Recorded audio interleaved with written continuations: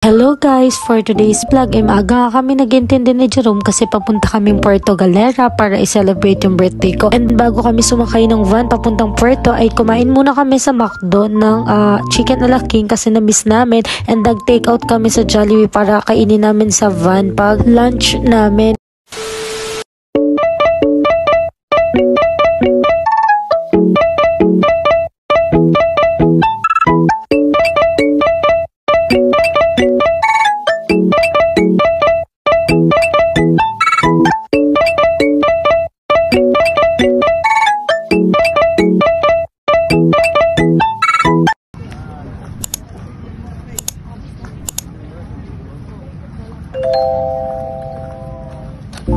And nakakatuwa kasi 122 pesos pa lang ang pamasahe papuntang Puerto, Calapan to Puerto. And ayan, after 1.5 hours ay dumating na kami dito sa Puerto. Ang ganda talaga ditong waterfalls na to. And ang nakakatuwa talaga dito sa Puerto ay yung makikita mo yung mga magagandang tanawin. Kaya talaga namang babalik-balikan mo dito. Thank you nga pala sa nasakyan namin ng van, si Kuya, na sobrang bait. Hinanapan pa kami ng sakayan papunta dun sa aming hotel na pag-check-in. Nakakatuwa sumakay dito sa Toktok kasi napaka-comfortable niya. O diba? Ganito nga pala yung mga sasakyan na din dito. And 200 pesos lamang siya, 20 minutes from bayan ng Puerto. And dito na kami sa AV Suite. Pagbaba namin, amazed na kami kasi ang ganda ng surroundings, ang ganda ng tanawin na makikita mo, and medyo mapagod lang pag-akyat pero worth it naman yung ganda dito guys, promise. Kaya sa mga gustong mag Puerto Galera, try nyo dito. Napakaganda, napakababait ng staff. Pagdating namin ay nag-fill up na ako ng form and nagbayad, and then bumaba na kami dito sa may pool area kasi napakaganda talaga ng tanawin dito.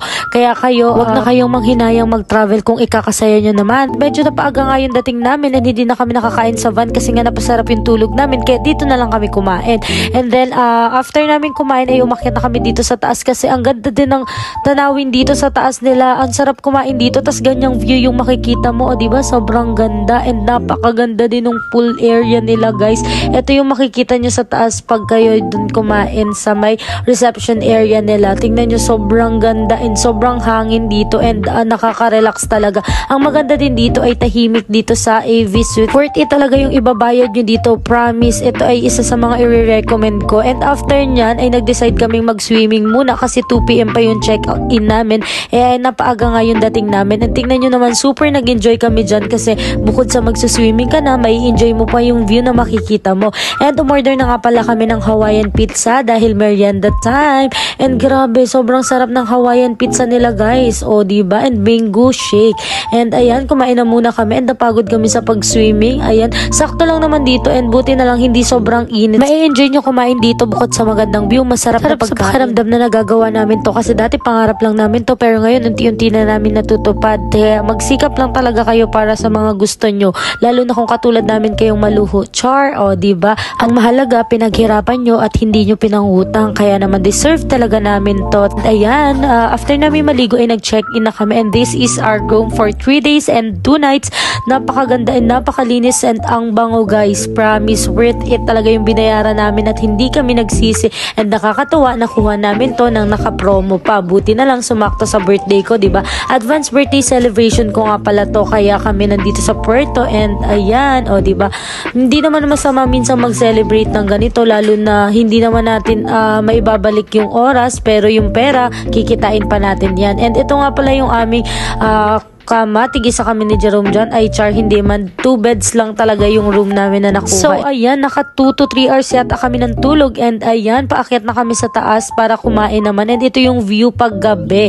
And dun kami kakain sa taas kasi masarap dun kumain kasi mahangin. And ito nga yung pinakang view sa taas. Sobrang ganda, as in worth it talaga yung ibabayad nyo dito sa AV Suite. Kaya kung gusto nyo, magpabook na rin kayo dyan sa Facebook, pwede sa Agoda. After namin kumain ay nagtambay kami dito sa may pool area or poolside and nag-snacks and kwentuhan, and sobrang nakaka-relax dito sa AV Suite kasi nga tahimik, tapos ma-enjoy nyo talagang dalawa yung pag-stay nyo. Tomorrow kasi maglaland tour kami kaya sinulit na namin yung ligo namin sa pool ngayon kasi bukas hindi namin sure kung makakaligo pa kami sa pool. Hello guys! Ito nga pala yung day 2 namin dito sa Puerto Galera. Tingnan nyo naman, napakaganda ng view. Pag ganito naman sa umaga ang makikita mo ay talaga namang gaganahan ka agad sa araw mo. And sulit na sulit talaga yung binayad namin dito sa Avis.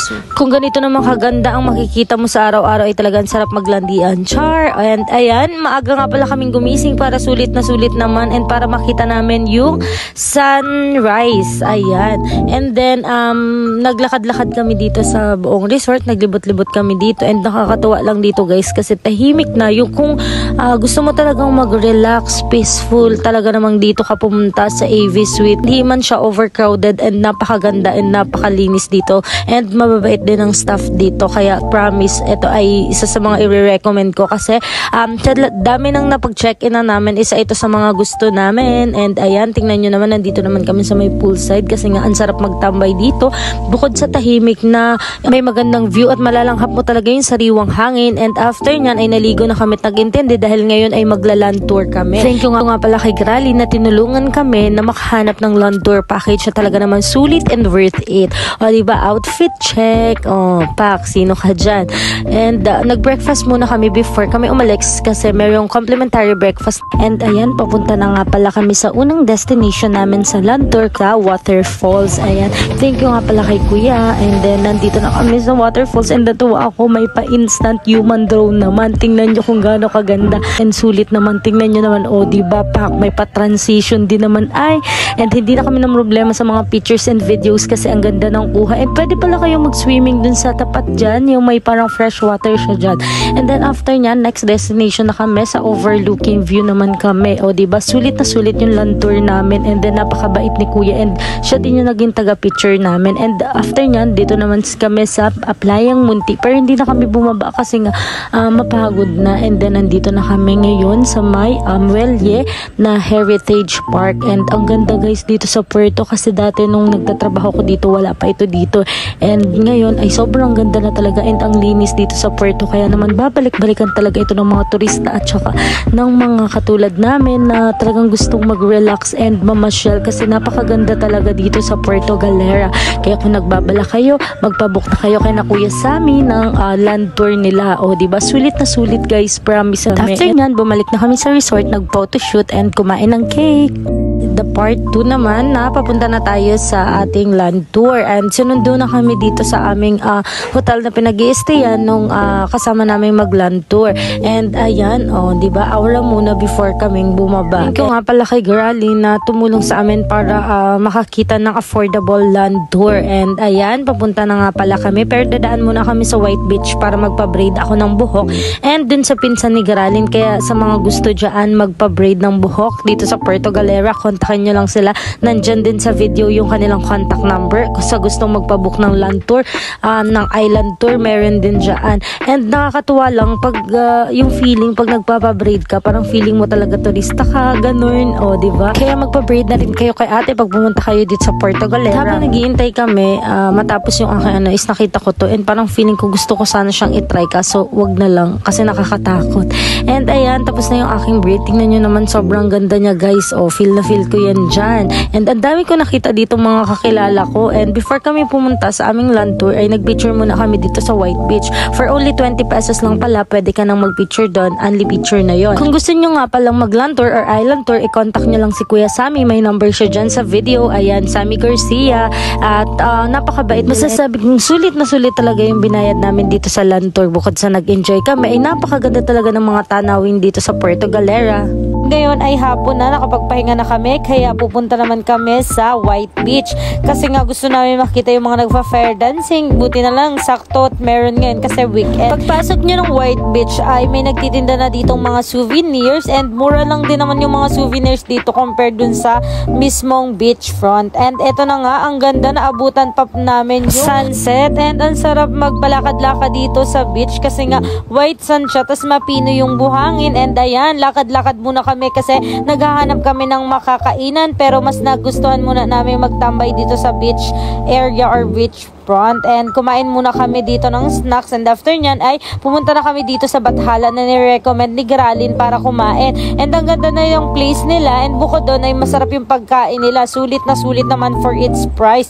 And hala, ang sabaw nila ay pula. Ang syala, sa sabaw pa lang ay ulam na. And ayan, nag-dinner na nga pala kami ni Jerome before kami bumalik sa resort na pinag-stayan namin. After namin kumain, ay gusto ko na bumili ng souvenir, pero bakit ganito yung nakita ko? And ayan, 7 PM na nga pala, nag-start na yung mga fire dancers. And saglit lang kami ni Jerome kasi hindi naman kami mahilig sa nightlife. And after namin makapanood ng ilang nag-fire dance ay bumalik na rin kami sa resort. And grabe guys, ang pamasahe dito sa gabi ay 100 to 150. Sobrang lapit lang.